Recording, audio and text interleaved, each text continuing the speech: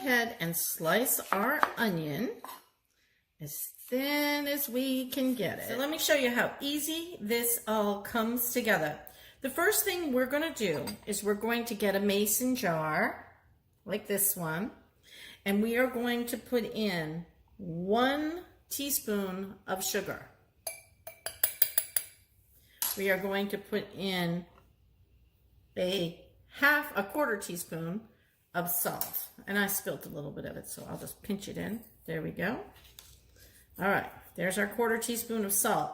Now we need something to dissolve this, so what we're going to do is we're going to be adding a 1/2 cup of warm water. It's pretty hot here, so that's going to work out just fine.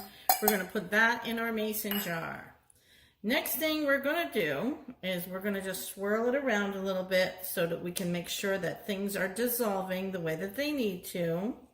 If you need to, take your little measuring spoon and just swirl it around. All right.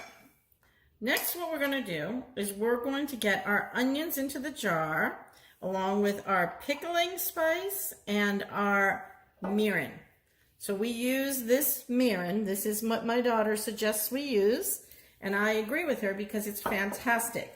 Now you can use any old pickling spice that you can find at the supermarket. That'll work just fine. If you want to make your own, that's okay too. I'm going to go ahead and I'm going to just take my onions and I'm just going to pop them into my jar. I'm going to break them up a little bit. Push them down. And then next we're going to go ahead and we're going to put our pickling spice in. And now we're going to go ahead and put that mirin in. Put our lid on our mason jar, as you can see here. And the next thing we're going to do is we're just going to shake it up.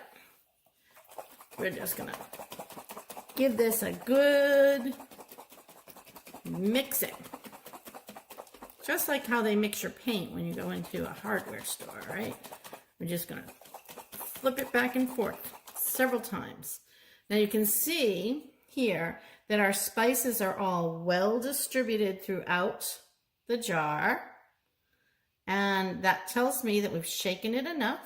Now we're going to set this in our refrigerator. And in 4 hours, this is going to be the most amazing pickled onions you've ever had. So what do you put pickled onions on?